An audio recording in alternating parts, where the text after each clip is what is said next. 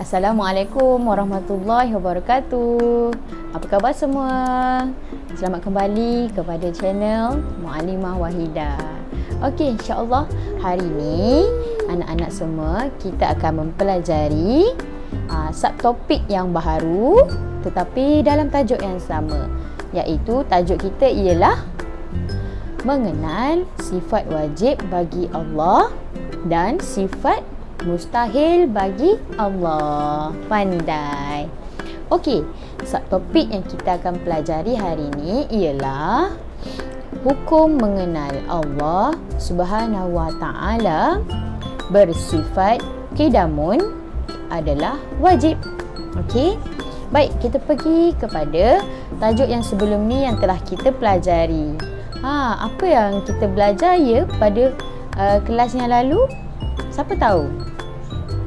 Ya, betul. Kita telah mempelajari perkataan, maksud dia. Maksud perkataan qidamun dan hudus. Betul? Okey, bagus. Jadi hari ni kita nak belajar hukum pula. Hukum mengenai mengenal Allah bersifat wajib, iaitu qidamun. Baiklah, Muallimah akan bacakan satu ayat daripada dalil naqli. Okey, dengar baik-baik ya. Firman Allah Ta'ala, Bismillahirrahmanirrahim. Huwal awwal wal akhir wal zahir wal batin wa huwa bikulli syai'in alim. Maksudnya, dialah yang awal dan yang akhir dan yang zahir serta yang batin, dan dialah yang amat mengetahui akan tiap-tiap sesuatu. Daripada surah Al-Hadid ayat 3. Okey anak-anak semua, dalil naqli di atas yang Muallimah bacakan tadi bermaksud Allah Subhanahu wa taala sedia ada, iaitu tiada permulaan. Bermakna tiada yang menciptakan Allah.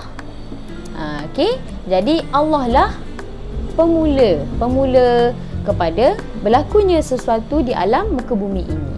Okey, jadi siapa yang cipta bumi? Allah. Siapa yang cipta laut? Allah. Siapa yang cipta kereta?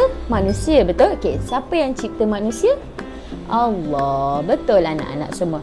Baiklah, yang kedua, mustahil bagi Allah bersifat baharu, iaitu ada permulaan. Maksudnya baharu tu. Kenapa? Mustahil Allah itu bersifat baharu. Okey, kalau Allah bersifat baharu, maksudnya ada Tuhan lain yang menciptakan Allah. Betul? Tapi bukan begitu anak-anak. Ya. Okey, mustahil bagi Allah bersifat baharu sebab Allah itu bersifat qidamun, iaitu sedia ada. Ingat ya. Okey, yang ketiga, jika Allah bersifat baharu, maka bukanlah dia Tuhan. Baik. Jadi kesimpulannya ialah Allah itu bersifat qidamun, ya anak-anak, iaitu sedia ada, tiada permulaan. Okey, dan sifat mustahil bagi qidamun ialah apa dia? Hudus, iaitu baharu. Okey. Baiklah. Seterusnya kita akan pelajari apa itu faedah-faedah ataupun kita katakan kebaikan mengenal Allah bersifat qidamun. Penting tak penting kita kena ketahui apakah kebaikan pada diri kita apabila kita mengetahui apa itu qidamun. Okey. Jadi, apabila kita yakin bahawa Allah itu bersifat sedia ada, yang pertama adalah iman kita akan menjadi kukuh, semakin kuat. Kita manusia mempunyai iman di dalam diri kita. Jadi bila kita tahu Allah itu sedia ada, Allah itu hanya satu, iman kita insya-Allah akan semakin kuat, iaitu kita semakin sayang dekat Allah, kita akan semakin rasa nak buat banyak ibadah dan nak Allah sayang kat kita dengan membuat kita membuat baik kat orang lain. Okey. Dan yang kedua ialah kita akan sentiasa taat kepada perintah Allah. Okey. Jadi bila iman kita kuat, bila kita yakin Allah itu satu, bila kita yakin Tuhan Allah itu Allah itu bersifat kidamun. Jadi kita akan sentiasa taat kepada perintah Allah.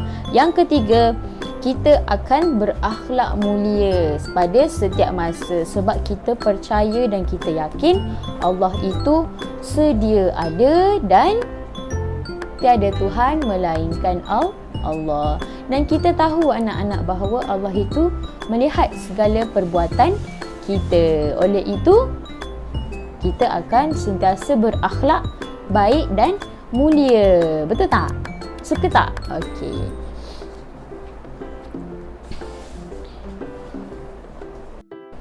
Baiklah anak-anak, jom sekarang masuk untuk membuat latihan. Okey, sekarang ni Muallimah nak kamu cuba jawab latihan yang Muallimah bagi, ya.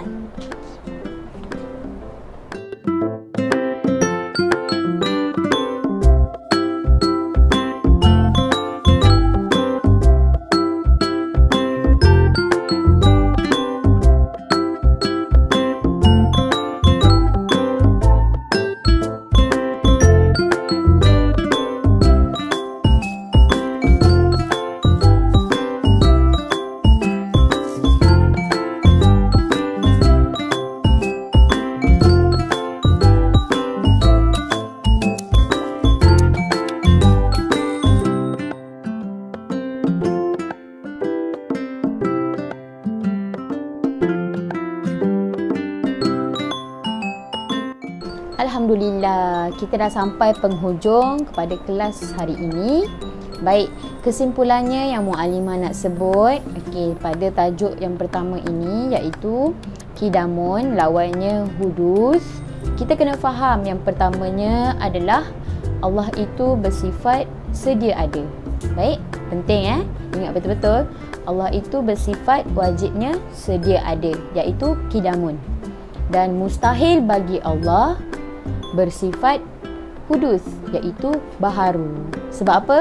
Sebab semua alam ini, bumi, matahari, planet, semua itu adalah bersifat baharu yang diciptakan oleh Allah. Okey?